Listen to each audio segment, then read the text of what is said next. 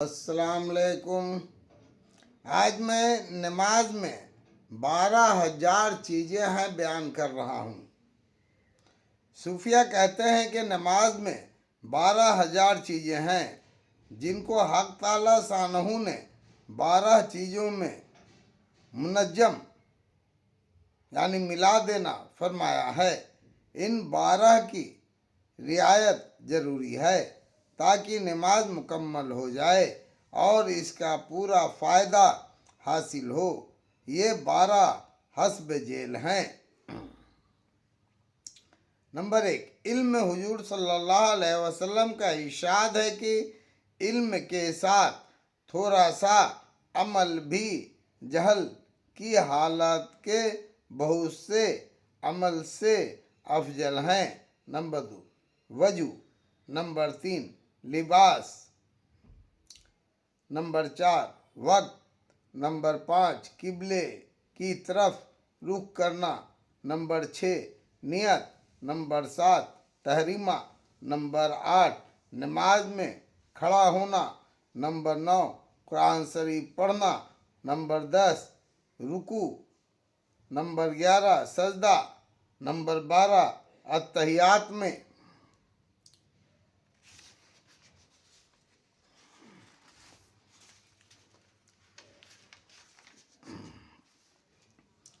بیٹھنا، اور ان سب کی تکمیل اخلاص کے ساتھ ہے۔ پھر ان 12 کے 3 جزو ہیں۔ اول، علم کے 3 جزو یہ ہیں کہ فرضوں اور سنتوں کو الگ الگ معلوم کریں۔ دوسرے، یہ معلوم کریں کہ وضو اور نماز میں کتنی چیزیں فرض ہیں، کتنی سنت ہیں۔ تیسرے، یہ معلوم کرے کہ شیطان کس کس مکر یعنی دھوکہ چال سے نماز میں رکھنا یعنی رکاوٹ ڈالتا ہے۔ اس کے بعد وضو سے بھی 3 جزو ہیں۔ اول، یہ کہ دل کو کینہ، کپٹ اور حسد سے پاک کریں، جیسا کہ ظاہری اعضاء کو پاک کر رہا ہے۔ دوسرے، ظاہری اعضاء کو گناہوں سے پاک رکھیں۔ تیسرے، وضو کرنے میں نہ اسراف یعنی زیادتی کریں، نہ کوتاہی کریں۔ پھر لباس کے بھی 3 جزو ہیں۔ اول، یہ کہ حلال کمائی سے ہو۔ دوسرے، یہ کہ پاک ہو۔ تیسرے، سنت کے موافق ہو کہ ٹخنے وغیرہ رکے ہوئے نہ ہوں، تکبر اور بڑائی کے طور پر نہ پڑھنا ہو۔ پھر وقت میں بھی 3 چیزوں کی رعایت ضروری ہے۔ اول، یہ کہ دھوپ، ستاروں وغیرہ کی خبر گیری رکھیں تاکہ اوقات صحیح معلوم ہو سکے، اور ہمارے زمانے میں اس کے قائم مقام گھڑی گھنٹے ہو گئے ہیں۔ دوسرا، اذان کی خبر رکھیں۔ تیسرے، دل سے ہر وقت نماز کے وقت کا خیال رکھیں، کبھی ایسا نہ ہو کہ وقت گزر جائے پتہ نہ چلے۔ پھر قبلے کی طرف منہ کرنے میں بھی 3 چیزوں کی رعایت رکھیں۔ اول، یہ کہ ظاہری بدن سے ادھر متوجہ ہوں۔ دوسرے، یہ کہ دل اللہ کی طرف توجہ رکھے کہ دل کا کعبہ وہی ہے۔ تیسرا، مالک کے سامنے جس طرح ہمتاً متوجہ ہونا چاہیے اس طرح متوجہ ہوں۔ پھر نیت بھی 3 چیزوں کی محتاج ہے۔ اول، یہ کہ کون سی نماز پڑھ رہا ہے۔ دوسرے، یہ کہ اللہ کے سامنے کھڑا ہے اور یہ دیکھتا ہے۔ تیسرے، یہ کہ وہ دل کی حالات کو بھی دیکھتا ہے۔ پھر تکبیر تحریمہ کے وقت بھی तीन चीज़ों की रियायत करना है। अव्वल ये कि लफ्ज़ सही हो, दूसरे हाथों को कानों तक उठाएं, गोया इशारा करने के लिए सारी चीज़ों के पीछे फेंक दिया। तीसरे ये कि अल्लाहु अकबर कहते हुए अल्लाह की बड़ाई और अजमत दिल में मौजूद हो। फिर कायम यानी खड़े होने में भी तीन चीज़ें हैं। फिर क़याम यानी खड़े होने में भी तीन चीज़ें हैं। अव्वल ये कि निगाह सजदे की तरफ रहे, दूसरे दिल से अल्लाह के सामने खड़े होने का ख्याल करें, तीसरे किसी दूसरी तरफ मुतवज्जा ना हो।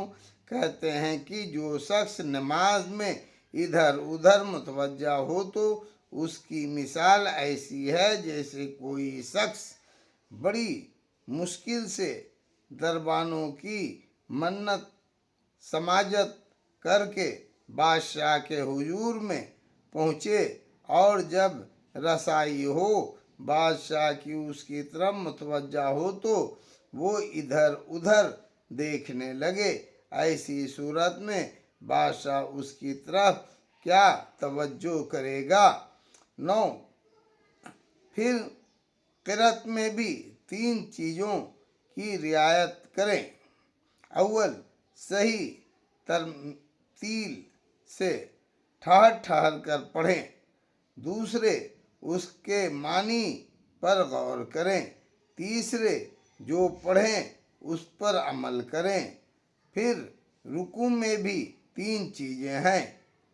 अव्वल यह कि कमर को रुकू में बिल्कुल सीधा रखें, ना नीचा करें ना ऊंचा करें।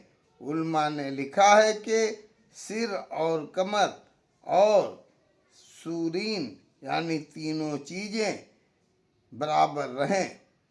दूसरे हाथों की उंगलियां खोलकर थोड़ी करके घुटनों पर रखें। तीसरे तस्बीहात को अजमत और विकार से पढ़ें। फिर सजदे में भी तीन चीज़ों की रियायत करें। अव्वल ये कि दोनों हाथ सजदे में कानों के बराबर रहें, दूसरे हाथ की कोहनियाँ खड़ी रहें, तीसरे तस्बीहात को अजमत से पढ़ें।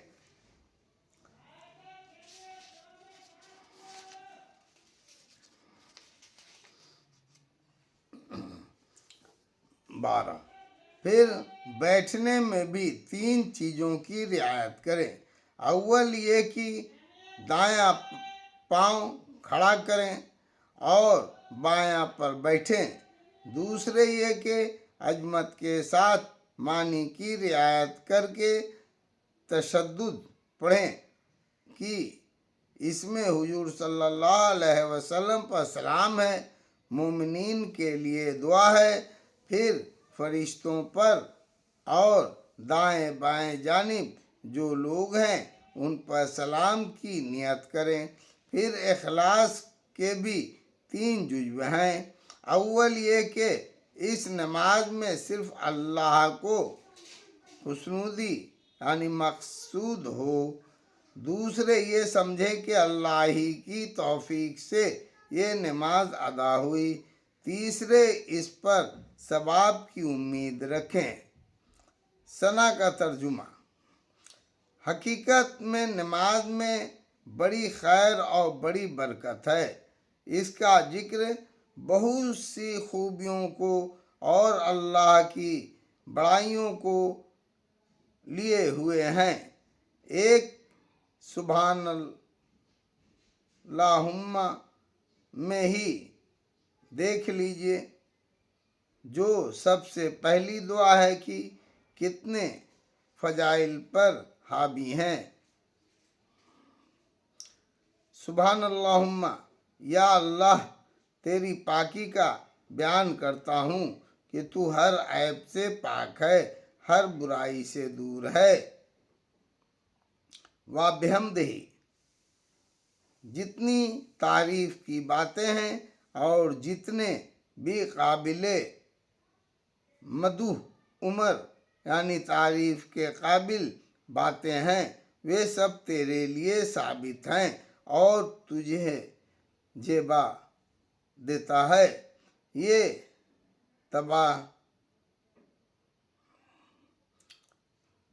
تبارک اسمک و تعالی جدوں کا، تیری شان بہت بلند ہے، تیری عظمت سب سے والا تر ہے، وَلَا إِلَٰهَ غَيْرُکَ، تیرے علاوہ کوئی معبود ہی نہ ہو، نہ کوئی ذات پرستش کے لائق کبھی ہوئی نہ ہو۔ رکوع و سجدے کی تسبیحات کے معنی و مطلب، اس طرح رکوع میں سبحان ربی العظیم پڑھیں، اس طرح رکوع میں سبحان ربی العظیم پڑھیں۔ عظمت اور بڑائی والا میرا رب ہر عیب سے بالکل پاک ہے، اس کی بڑائی کے سامنے اپنی عاجزی اور بیچارگی کا اظہار ہے کہ گردن کا بلند کرنا غرور و تکبر کی علامت ہے اور اس کا جھکا دینا نیازو مندی اور فرما برداری کا اقرار ہے۔ اور رکوع میں گویا اس کا اقرار ہے کہ تیرے احکام کے سامنے اپنے کو جھکاتا ہوں اور تیری اطاعت اور بندگی کو اپنے سر پر رکھتا ہوں۔ میرا یہ گناہ گار جسم تیرے سامنے حاضر ہے اور تیری بارگاہ میں جھکا ہے، تو بے شک بڑائی والا ہے اور تیری بڑائی کے سامنے سر نگن یعنی جھکا ہوا ہے۔ اسی طرح سجدے میں سبحان ربی الاعلیٰ میں بھی اللہ کی بے حد رفعت اور بلندی کا اقرار ہے اور اس بلندی کے ساتھ ہر برائی اور عیب سے پاکی کا اقرار ہے۔ اپنے اس سر کو اس کے سامنے ڈال دینا ہے جو سارے اعضاء میں اشرف شمار کیا جاتا ہے اور اس میں محبوب ترین چیزیں آنکھ، کان، ناک، زبان ہیں۔ گویا اس کا اقرار ہے کہ میری یہ سب اشرف اور محبوب چیزیں تیرے حضور میں حاضر اور تیرے سامنے زمین پر پڑی ہوئی ہے، اس امید پر کہ تم مجھ پر فضل فرمائے اور رحم کرے۔ اور اس عاجزی کا پہلا ظہور اس کے سامنے ہاتھ باندھ کر مؤدب کھڑے ہونے میں تھا، اس پر ترقی اس کے سامنے سر جھکا دینے میں تھی اور اس پر بھی ترقی اس کے سامنے زمین پر ناک رگڑنے اور رکھ دینے میں ہے۔ اسی طرح پوری نماز کی حالات میں اور حق یہ ہے کہ یہی اصلی حیات یعنی تبدیلی نماز کی ہے اور یہی ہے وہ نماز جو دین دنیا کی فلاح و بہبود کا جینا ہے۔ حق تعالیٰ شانہ اپنے لطف سے مجھے اور سب مسلمانوں کو اس پر عمل کی توفیق عطا فرمائے، آمین۔ اور جیسا کہ مجاہد رحمۃ اللہ علیہ نے بیان کیا ہے کہ فقہاء صحابہ رضی اللہ عنہ تعالیٰ کی یہی نماز تھی، وہ جب نماز میں کھڑے ہوتے تھے اللہ سے ڈرتے تھے اللہ۔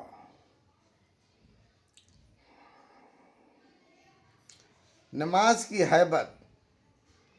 حضرت حسن رضی اللہ تعالیٰ وضو فرماتے تو چہرے کا رنگ متغیر ہو جاتا تھا۔ کسی نے پوچھا یہ کیا بات ہے تو ارشاد فرمائے کہ ایک بڑے جبار بادشاہ کے حضور میں کھڑے ہونے کا وقت آ گیا ہے۔ پھر وضو کر کے جب مسجد میں تشریف لے جاتے تو مسجد کے دروازے پر کھڑے ہو کر یہ فرماتے: الہی عبدک ببابی کا یا محسنون قد عطا کل مسیء وقد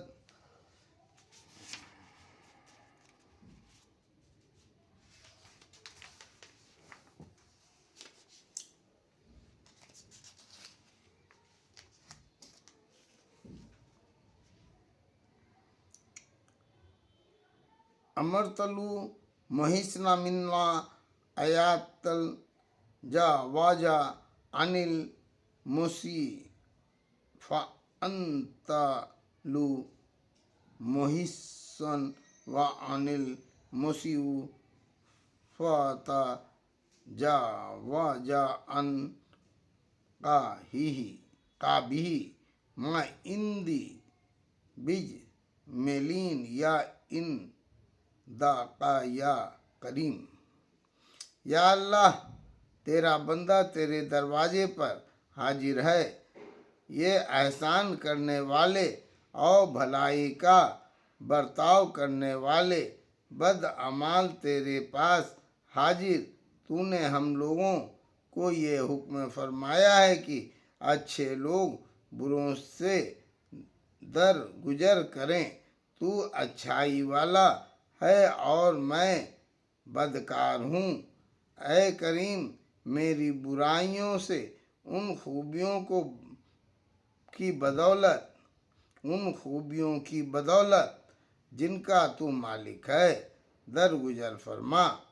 اس کے بعد مسجد میں داخل ہوتے۔ حضرت زین العابدین رضی اللہ تعالیٰ روزانہ 1000 رکعت پڑھتے تھے۔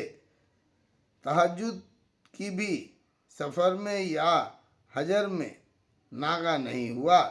جب وضو کرتے تو چہرہ زرد ہو جاتا تھا اور جب نماز کو کھڑے ہوتے تو بدن پر لرزہ یعنی کپکپی آ جاتا۔ کسی نے دریافت کیا تو فرمایا: کیا تمہیں خبر نہیں کہ کس کے سامنے کھڑا ہوتا ہوں؟ ایک مرتبہ نماز پڑھ رہے تھے کہ گھر میں آگ لگ گئی۔ یہ نماز میں مشغول رہے۔ لوگوں نے عرض کیا تو فرمایا کہ دنیا کی آگ سے آخرت نے غافل رکھا۔ آپ کا ارشاد ہے کہ مجھے تکبر کرنے والے پر تعجب ہے کہ کل تک ناپاک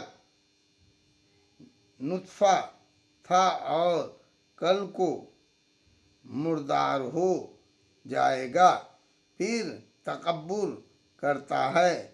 آپ فرمایا کرتے تھے کہ تعجب ہے کہ لوگ فنا ہونے والے گھر کے لیے تو فکر کرتے ہیں، ہمیشہ رہنے والے گھر کی فکر نہیں کرتے۔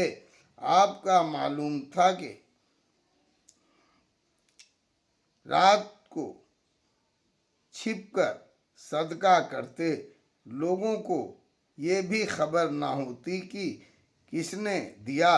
جب آپ کا انتقال ہوا تو 100 گھر ایسے نکلے جن کا گزارا آپ کی عنایت پر تھا۔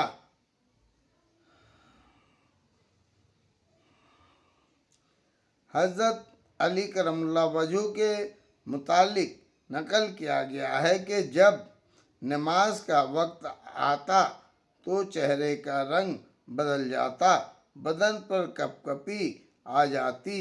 کسی نے پوچھا تو ارشاد فرمائے کہ اس امانت کے ادا کرنے کا وقت ہے جس کو آسمان و زمین نہ اٹھا سکے، پہاڑ اس کے اٹھانے سے عاجز ہو گئے، میں نہیں سمجھتا کہ اس کو پورا کر سکوں گا یا نہیں۔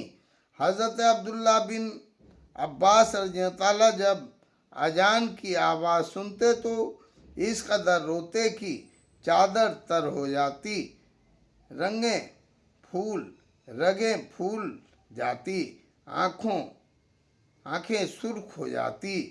کسی نے عرض کیا کہ ہم تو اذان سنتے ہیں مگر کچھ بھی اثر نہیں ہوتا، آپ اس قدر گھبراتے ہیں؟ ارشاد فرمایا کہ اگر لوگوں کو وہ معلوم ہو جائے کہ مؤذن کیا کہتا ہے تو راحت و آرام سے محروم ہو جائے اور نیند اڑ جائے۔ اس کے بعد اذان کے ہر جملے کی تنبیہ کی مفصل ذکر فرمایا۔ ایک شخص نے نقل کرتے ہیں کہ میں نے حضرت جنون مستری رحمۃ اللہ علیہ کے پیچھے عصر کی نماز پڑھی۔ جب انہوں نے اللہ اکبر کہا تو لفظ اللہ کے وقت ان پر جلال الہی کا ایسا غلبہ تھا گویا ان کے بدن میں روح نہیں رہی، بالکل مضبوط سے ہو گئے۔ اور جب اکبر زبان سے کہا تو تیرا دل ان کی اس تکبیر کی ہیبت سے ٹکڑے ٹکڑے ہو گیا۔ حضرت اویس قرنی رحمۃ اللہ علیہ مشہور بزرگ اور افضل ترین تائب ہیں۔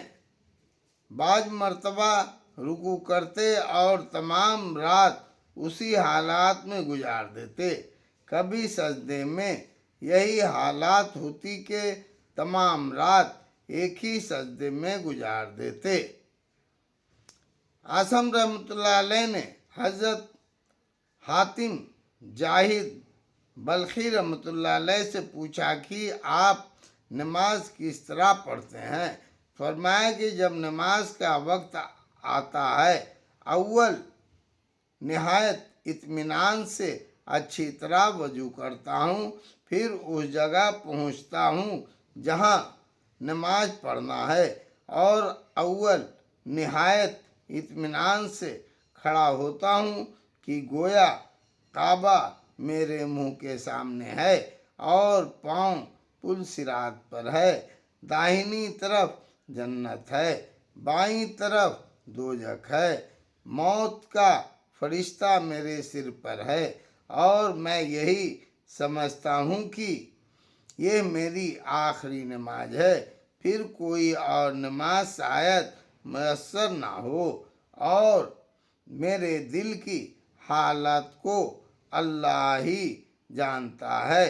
اس کے بعد نہایت عاجزی کے ساتھ اللہ اکبر کہتا ہوں، پھر معنی کو سوچ کر قرآن پڑھتا ہوں، توجہ کے ساتھ رکوع کرتا ہوں، عاجزی کے ساتھ سجدہ کرتا ہوں اور اطمینان سے نماز پوری کرتا ہوں، اس طرح سے کہ اللہ کی رحمت سے اس کے قبول ہونے کی امید رکھتا ہوں اور اپنے اعمال سے مردود ہو جانے کا خوف کرتا ہوں۔ عاصمہ رحمۃ اللہ علیہ نے پوچھا کہ کتنی مدت سے آپ ایسی نماز پڑھتے ہیں؟ حاتم رحمۃ اللہ علیہ نے کہا 30 برس سے۔ عاصم رحمۃ اللہ علیہ رونے لگے کہ مجھے ایک بھی نماز ایسی نصیب نہیں ہوئی۔ کہتے ہیں کہ حاتم رحمۃ اللہ علیہ کی ایک مرتبہ جماعت فوت ہو گئی جس کا بے حد اثر تھا۔ ایک دو ملنے والوں سے تعزیت کی، اس پر رونے لگے اور فرمایا کہ اگر ایک میرا بیٹا مر جاتا تو آدھا بلخ تعزیت کرتا۔ ایک روایت میں آیا ہے کہ 10,000 آدمیوں سے زیادہ تعزیت کرتے۔ جماعت کے فوت ہونے پر ایک دو آدمیوں نے تعزیت کی، یہ صرف اس وجہ سے کہ دن کی مصیبت لوگوں کی نگاہ میں دنیا کی مصیبت سے ہلکی ہے۔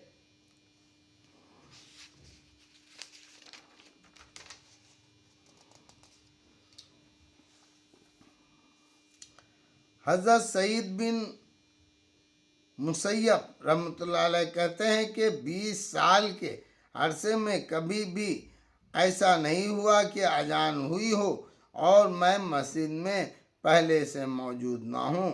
محمد بن واسیہ رحمۃ اللہ علیہ کہتے ہیں کہ مجھے دنیا میں صرف 3 چیزیں چاہیے۔ نمبر 1، ایسا دوست جو میری لرزشوں پر متوجہ کرتا رہے، ایک باقدر زندگی روزی جس میں کوئی جھگڑا نہ ہو، ایک جماعت کی نماز ایسی کہ اس میں جو کوتاہی ہو جائے وہ تو معاف ہو اور ثواب جو ہو مجھے مل جائے۔ حضرت ابو عبیدہ بن الجراح رضی اللہ عنہ نے ایک مرتبہ نماز پڑھائی۔ نماز کے بعد فرمانے لگے کہ شیطان نے اس وقت مجھ پر ایک حملہ کیا، میرے دل میں یہ خیال ڈالا کہ میں افضل ہوں، اس لیے کہ افضل کو امام بنایا جاتا تھا، آئندہ کبھی بھی نماز نہیں پڑھاؤں گا۔ میمون بن مہران رحمۃ اللہ علیہ ایک مرتبہ مسجد میں تشریف لے گئے تو جماعت ہو چکی تھی۔ انا للہ و انا الیہ راجعون پڑھا اور فرمایا کہ نماز کی فضیلت مجھے عراق کی سلطنت سے بھی زیادہ محبوب تھی۔ کہتے ہیں کہ ان حضرات کرام میں سے جس کی تکبیر اولیٰ فوت ہو جاتی 3 دن تک اس کا رنج کرتے تھے اور جس کی جماعت جاتی رہتی 7 دن تک اس کا افسوس کرتے تھے۔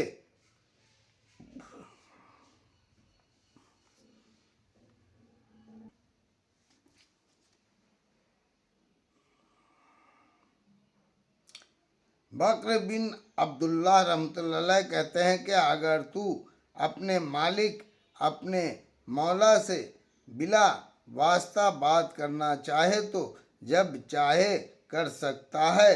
کسی نے پوچھا اس کی کیا صورت ہے؟ فرمایا کہ اچھے طرح وضو کر نماز کی نیت باندھ لے۔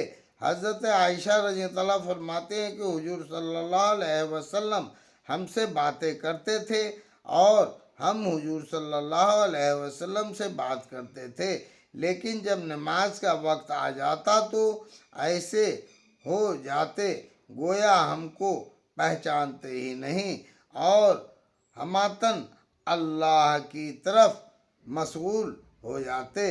سعید تنخی رحمۃ اللہ علیہ جب تک نماز پڑھتے رہتے مسلسل آنسوؤں کی لڑی رخساروں پر جاری رہتی۔ خلف بن ایوب رحمۃ اللہ علیہ سے کسی نے پوچھا کہ یہ مکھیاں تم کو نماز میں دکھ نہیں کرتی؟ کہنے لگے کہ اپنے کو کسی ایسے چیز کا عادی نہیں بناتا جس سے نماز میں نقصان آئے۔ یہ بدکار لوگ حکومت کے کوڑوں کو برداشت کرتے رہتے ہیں، محض اتنی سی بات کے لیے کہ لوگ کہیں گے کہ بڑا متحمل مزاج ہے، اور پھر اس کو فقیہ بیان کرتے ہیں۔ میں اپنے مالک کے سامنے کھڑا ہوں اور ایک مکھی کی وجہ سے حرکت کرنے لگوں۔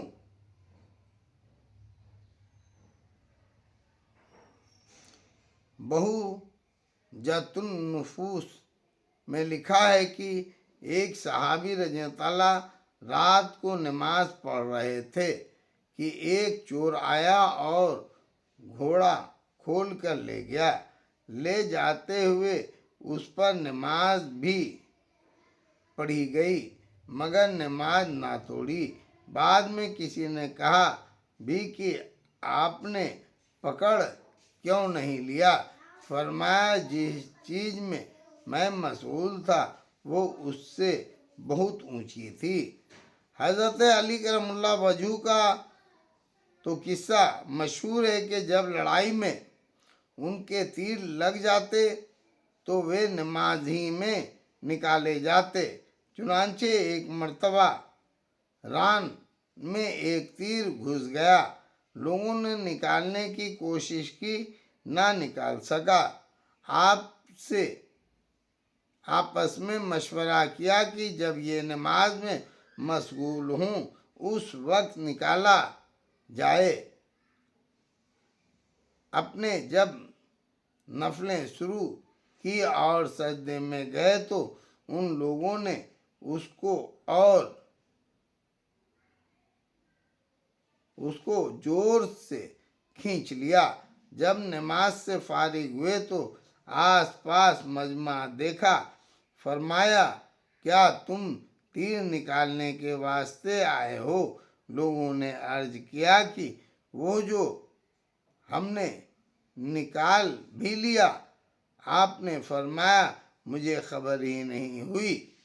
مسلم بن یسار رحمۃ اللہ علیہ جب نماز پڑھتے تو گھر والوں سے کہہ دیتے کہ تم باتیں کرتے رہو، مجھے تمہاری باتوں کا پتہ نہ چلے گا۔ ربیعہ رحمۃ اللہ علیہ کہتے ہیں کہ میں جب نماز میں کھڑا ہوتا ہوں مجھ پر اس کا فکر سوار ہو جاتا ہے کہ مجھ سے کیا کیا سوال و جواب ہوگا۔ عامر بن عبداللہ رحمۃ اللہ علیہ جب نماز پڑھتے تو گھر والوں کی باتوں کی تو کیا خبر ہوتی، ڈھول کی آواز کا بھی پتہ نہ چلتا تھا۔ کسی نے ان سے پوچھا کہ تمہیں نماز میں کسی چیز کی بھی خبر ہوتی ہے؟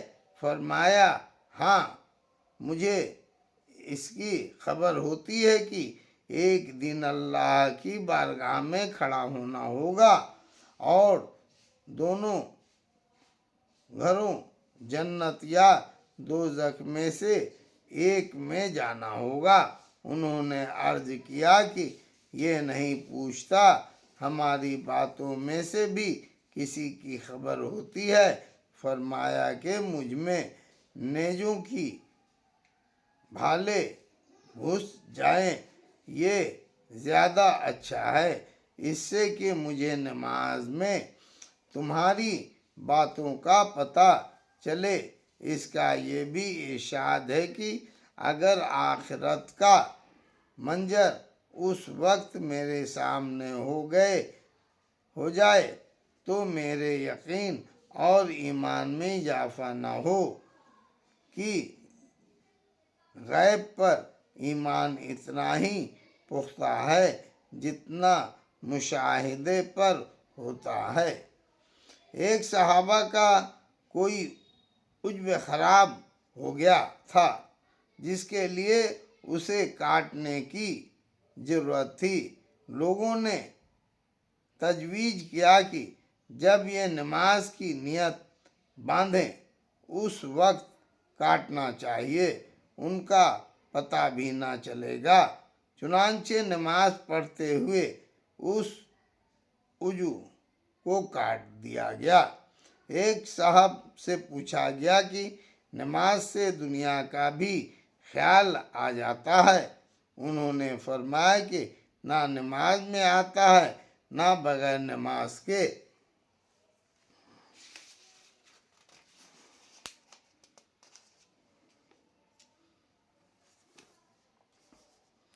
ایک اور صحابہ کا قصہ ہے کہ ان سے کسی نے دریافت کیا کہ تمہیں نماز میں کوئی چیز یاد آ جاتی ہے؟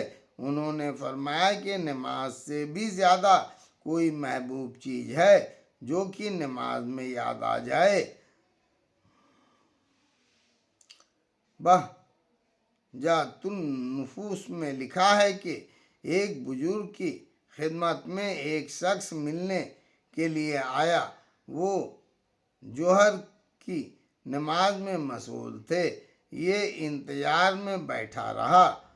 نفلوں سے فارغ ہوئے تو عصر کی نماز شروع کر دی اور اس سے فارغ ہو کر ذکر میں مشغول ہو گئے اور مغرب تک مشغول رہے۔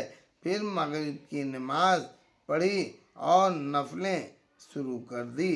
عشاء تک اس میں مشغول رہے۔ یہ بیچارہ انتظار میں بیٹھا رہا۔ عشاء کی نماز پڑھ کر پھر نفل کی نیت باندھ لی اور صبح تک اس میں مشغول رہے۔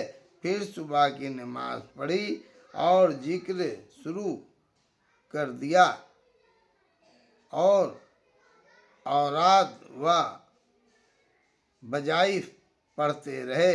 اسی میں مصلی پر بیٹھے بیٹھے آنکھ جھپک گئی تو فوراً آنکھوں کو ملتے ہوئے اٹھے، استغفار و توبہ کرنے لگے اور یہ دعا پڑھی: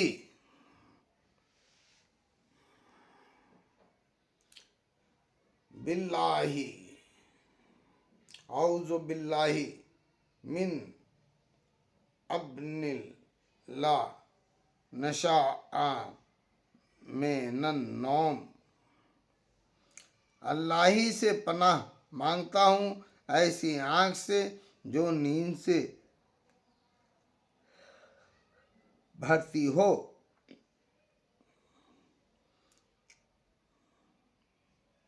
نہیں، ایک صاحب کا قصہ لکھا ہے کہ وہ رات کو سونے لیٹتے تو کوشش کرتے کہ آنکھ لگ جائے، مگر جب نیند نہ آتی تو اٹھ کر نماز میں مشغول ہو جاتے اور عرض کرتے: یا اللہ، تجھ کو معلوم ہے کہ جہنم کی آگ کے خوف نے میری نیند اڑا دی، اور یہ کہہ کر صبح تک نماز میں مشغول رہتے۔